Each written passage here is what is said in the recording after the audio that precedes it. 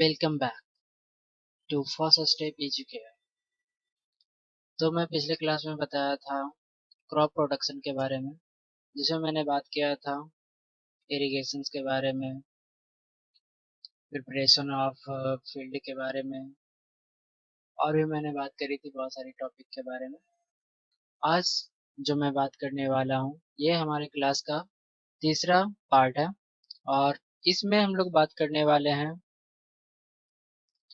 Protection from weeds, harvesting, storage, जो कि based है CBSE pattern and taken from the NCERT book. तो मैं इस क्लास को शुरू करने से पहले आप लोगों से कहना चाहूँगा कि आप सब्सक्राइब कर लें, ताकि इस तरीके का वीडियो आपको हमेशा मिलता रहे। और भी बहुत सारे क्लासेस का वीडियो मैं जल्द ही अपलोड करने वाला हूँ। आज ये आखिरी वीडियो होगा क्लास 8 का पहला चैप्टर का। इसके बाद मैं क्लास 7 एंड और भी क्लासेस का वीडियो अपलोड करने वाला हूँ। तो आप लोग से रिक्वेस्ट होगा कि आप सब्सक्राइब कर लें। तो मैं इसी के साथ शुरू करना चाहूँगा अपना क्लासेस। तो अब मैं बात करने वाला हूँ प्रोटेक्शन फ्रॉम बीड्स। अब प्रोटेक्शन फ्रॉम बीड्स, तो बीड्स के बारे में सबसे पहले मुझे जानना होगा कि ये बीड्स क्या है। अगर बीड्स के बारे में, जिस चीज़ से हमें प्रोटेक्शन करना है उसके बारे में हमें पता ही नहीं होगा तो हम प्रोटेक्ट क्या करेंगे। तो सबसे पहले बीड्स के बारे में जान लें कि बीड्स होता क्या है। तो बीट्स जो है हमारा वो अनवांटेड प्लांट होता है। क्या होता है? अनवांटेड प्लांट, या कह सकते हैं अनडिजायरेबल प्लांट।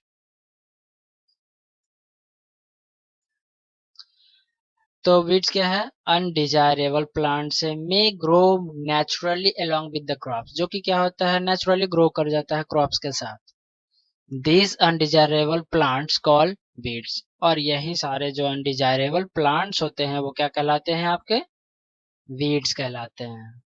चलिए, तो बीट्स कहलाते हैं तो अनवांटेड है, तो ऑब्वियस सी बात है कि अगर अनवांटेड प्लांट्स है तो उसे हम लोग रखना नहीं चाहेंगे, क्योंकि ये अनवांटेड प्लांट है और इससे हमें कुछ मिलता नहीं है, कुछ ग्रो नहीं, मतलब कि कुछ भी हासिल नहीं होता है। तो इसलिए हमें इसे निकालना होता है खेतों से। अब खेतों से निकालने के लिए कुछ प्रोसीजर होंगे। तो जो प्रोसीजर से हम खेतों से वीड्स को निकालते हैं, क्या करते हैं? बीड्स को खेतों से निकालते हैं, वो क्या कहलाता है? प्रोसेस बीडिंग कहलाता है। The removal of weeds is called beading.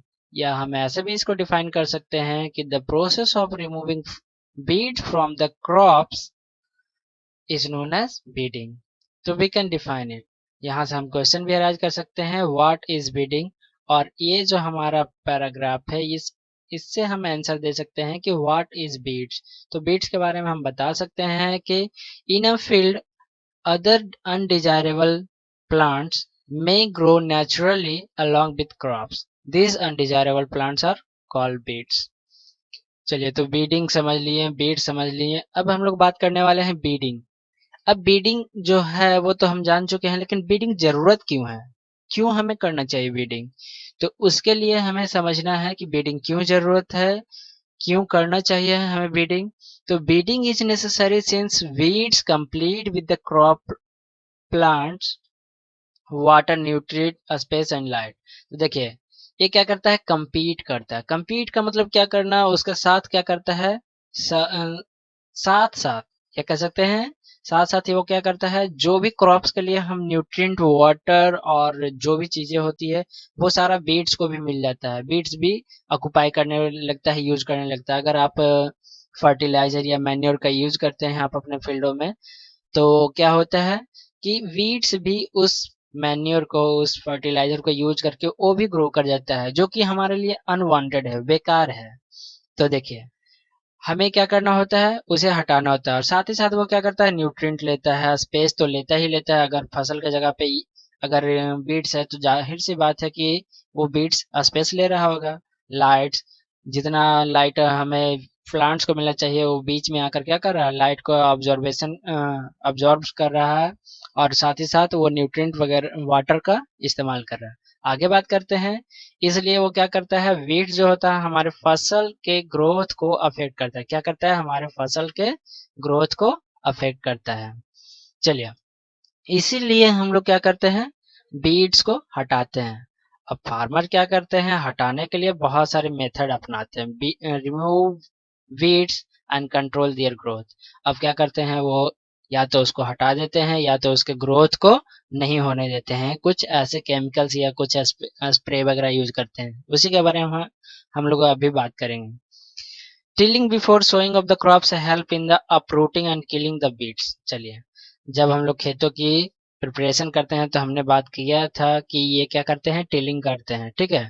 Preparing of field में मैंने बात किया था कि क्या करते हैं, टिलिंग करते हैं, प्लाउइंग करते हैं। तो प्लाउइंग करते हैं तो क्या होता है, मिट्टी जो होता है, नीचे वाली मिट्टी ऊपर आ जाती है, ऊपर वाली मिट्टी नीचे है, तो जाहिर सी बात है कि नीचे वाली मिट्टी ऊपर आती है तो जो भी ग्रासेस होंगे या कह सकते हैं जो वीड्स होंगे, उसके जड़ तो नीचे ही होते हैं, और जड़ जब ऊपर आ जाएगा तो वो क्या होगा, धूप में सूख जाएगा और उसे पर्याप्त मात्रा में ह्यूमिडिटी एंड न्यूट्रिएंट्स ये सारी चीजें नहीं मिलेगा, तो ऑटोमेटिकली वो खत्म हो जाता है। अब बात करते हैं कि वो क्या हो जाता है, ड्राई हो जाता है, यानी बेकार, ठीक है। अब आगे बात करते हैं हम लोग, ड्राई अप हो जाता है and gate mix with the soil, और वो फिर मिट्टी में मिल जाता है। The best time for the removal of the beads is before they produce flower and seeds। अब बात करते हैं कि कब हटाना सही होगा, यानी बीड्स अगर हटाना चाहते हैं तो कब हटाना सही होगा। तो जो बेस्ट टाइमिंग होता है वो आपका जब फ्लावर प्रोड्यूस हो या सीड प्रोड्यूस हो, उससे पहले। यानी ऐसा नहीं हो कि बीट्स जो आप उनके खेतों में उगा है वो अब फ्लावर हो गया है, उसमें सीड तैयार हो गए हैं, तो उसके बाद अगर आप उसको हटाते भी हैं तो क्या होगा, उसका सीड्स वगैरह खेतों में फिर से गिर जाएगा और वो फिर से अगले टाइम में ग्रो करने के लिए तैयार रहेगा।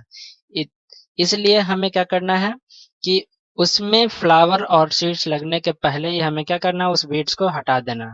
The manually removal including the physical removal weed by uprooting और cutting them close to ground from time to time. अब क्या करते हैं मैनुअली, जैसे कि यहाँ पे पिक्चर में आपको दिखाया गया है कि जो भी ग्रासेज हैं वो क्या कर रहे हैं, मैनुअली उखाड़ के फेंका जा रहा है, हटाया जा रहा है, अपरूटिंग किया जा रहा है। या तो क्या कर किया जाता है, इसको जब उखाड़ने लायक नहीं रहता है तो उसको काट लिया जाता है ग्राउंड से सटाकर, ताकि इसका जो होगा सनलाइट पर इस पे नहीं पड़ेगा, सनलाइट नहीं पड़ेगा तो क्या होगा, ये फोटोसिंथेसिस प्रोसेस नहीं करेगा, और फोटोसिंथेसिस प्रोसेस नहीं करेगा तो क्या होगा, ये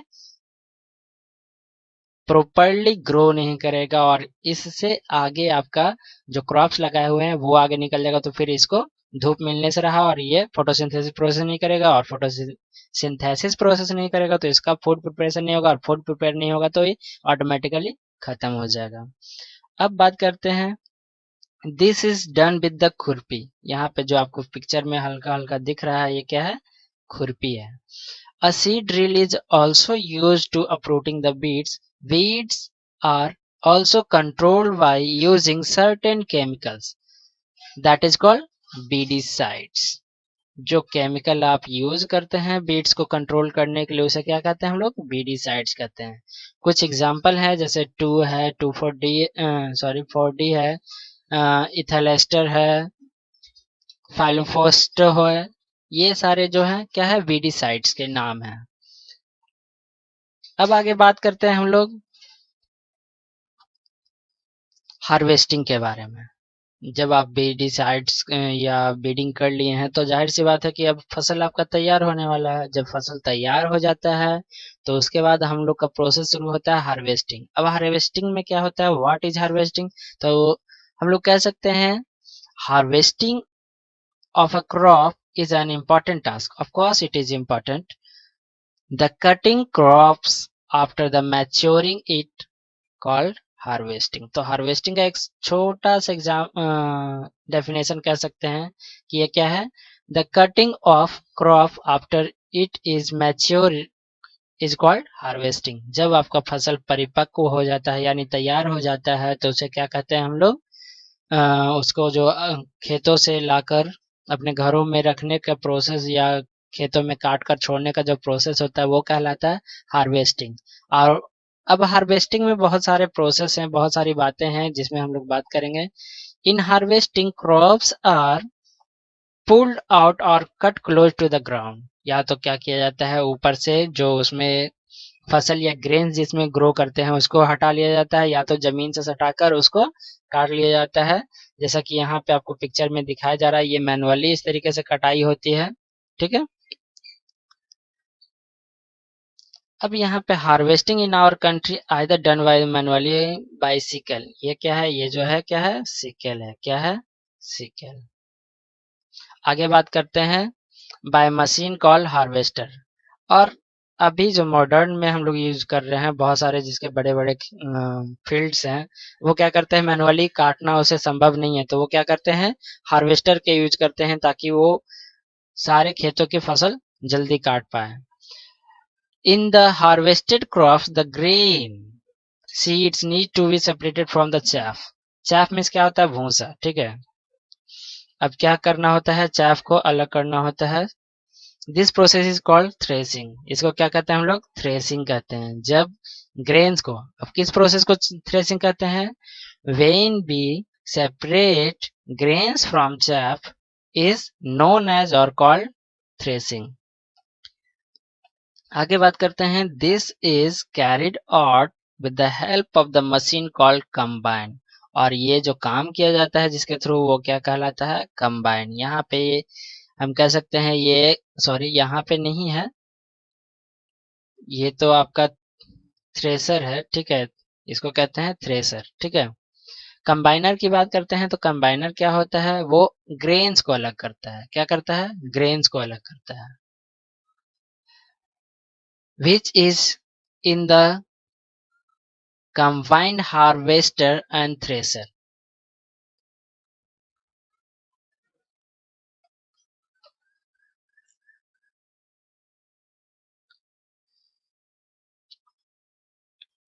तो हम बात कर रहे थे चाप से अलग किया जाता है। This process called threshing. और ये जो थ्रेसिंग किया जाता है, एक मशीन है जिससे का नाम है क्या? कंबाइन। ठीक है। अब बात करते हैं which is in fact combined harvest and thresher. हम बात करते हैं कि ये क्या करता है? कंबाइन होता है हार्वेस्टर एंड थ्रेसर का। देखते हैं, farmer with the small holding land is separate of grain and chaff by the winnowing. अब बात करते हैं बिनोइंग। तो ये आपका बिनोइंग का फिगर हो गया, जो देख सकते हैं कि बिनोइंग इस तरीके से आप घर में देखे होंगे कभी। ये हो गया हार्वेस्टिंग, एंड यहाँ पे ये जो काम कर रहे हैं फार्मर, वो थ्रेसिंग है। तो अब इसके बाद आगे देखते हैं स्टोरेज। अब देखिए सारा अनाज को क्या किया गया है? चैप से अलग कर लिया गया है, तो ग्रेन्स को अब कहीं ना कहीं तो रखना होगा। तो रखने के लिए हमारा क्या है? स्टोरेज। अब स्टोरेज कैसे करना होता है, इन सारी चीजों के बारे में बात करेंगे। तो storage of produce is an important task. ये एक इम्पॉर्टेंट टास्क है। अब यहाँ पे प्रोड्यूस क्या है? तो प्रोड्यूस यानी जो भी आपने अनाज उगाया है, जो भी ग्रेन्स आप ग्रो किए हो, वो क्या हो गया? प्रोड्यूस। अब प्रोड्यूस को आपको स्टोर करने के लिए ये भी एक इम्पॉर्टेंट टास्क है। If the crop grain are to be kept for longer time, they should be safe from moisture, insect, rat and microorganism। अब बात करते हैं कि जब आप लंबे समय तक के लिए आप अनाज वगैरह रखेंगे, तो क्या करना होगा? उसे सेफ करना होगा। जैसे मॉइस्चर हो गया, इंसेक्ट हो गया, रैट हो गया, माइक्रो ऑर्गेनिज्म हो गया, इन सारी चीजों से आपको बचा के रखना होगा जो भी आपने ग्रेन्स को रखा है। The fresh crop has more moisture. जब आपका ताजा ताजा जो भी होता है, खेतों से कटाई कर कर जो लाए हैं फसल, उसके जो अनाज होते हैं, ग्रेन्स जो होते हैं, उसमें बहुत ज़्यादा मॉइस्चर होता है। इसलिए जब भी आप स्टोर करना चाहें, तो उसको पहले क्या कर लें? धूप में अच्छी तरीके से ड्राई कर लें, ताकि उससे मॉइस्चर निकल जाए। ठीक है। मॉइस्चर रहने के कारण क्या होता है? फंगस या माइक्रो ऑर्गेनिज्म भी कह सकते हैं, ये सारे लगने के ज़्यादा चांसेस होते हैं। इसलिए पहले उसको अच्छी तरीके से ड्राई कर लें। If freshly harvested grain seeds are stored without drying, they may get spoiled or attacked by the microorganism or the organism and lose their germination capacity। germination के बारे में पहले भी बात किया था मैंने। germination क्या होता है कि कोई भी बीज को उगने की जो क्षमता होती है, यानी ग्रो करने की, फिर से पौधा जनने की जो क्षमता होती है, पौधा जो प्रोड्यूस करने की क्षमता होती है, वो खत्म हो जाता है अगर उस पे माइक्रो ऑर्गेनिज्म अटैक कर देते हैं। तो Hence, before storing them, the grains are properly dried in the sun to reduce moisture in them. This prevents the attack by the insect, pest, and bacteria, fungi. Farmers store grain in jute bag और metallic beans. अब देखते होगे कि किसान लोग क्या करते हैं, जूट सूती, जो सूती बोरा भी कहते हैं, कॉटन, सॉरी कॉटन तो नहीं कहते हैं, लेकिन इसको अगर गांव के लैंग्वेज में बोला जाए तो इसको हम लोग कॉटन या सूती बोरा कहते हैं। बैग, बैग मतलब थैला। अब आगे बात करते हैं कि however larger scale storage of grain is done in silos and granaries to protect them from the pests like rats and insects। अब बात करते हैं कि जब बड़े बड़े, कह सकते हैं बड़े पैमाने पर अगर स्टोरेज करना होता है, बहुत ज़्यादा अनाज रखना होता है, तो उसके लिए क्या होता है, सिलोस एंड ग्रेनरीज होते हैं, जहाँ पे क्या होता है, इंसेक्ट्स जैसे, सॉरी पेस्ट जैसे कि रैट्स एंड इंसेक्ट, इन सारी चीज़ों से बचाने के लिए वहाँ रखा जाता है। अब लास्ट टॉपिक है हमारा food from animals. Food from animals, ये सारी चीजें तो हम लोगों ने पढ़ा पहले कि हमारा क्या होता है, क्रॉप प्रोडक्शन होता है। क्रॉप प्रोडक्शन तो क्या हमारा सारा का सारा फूड क्रॉप से ही आता है?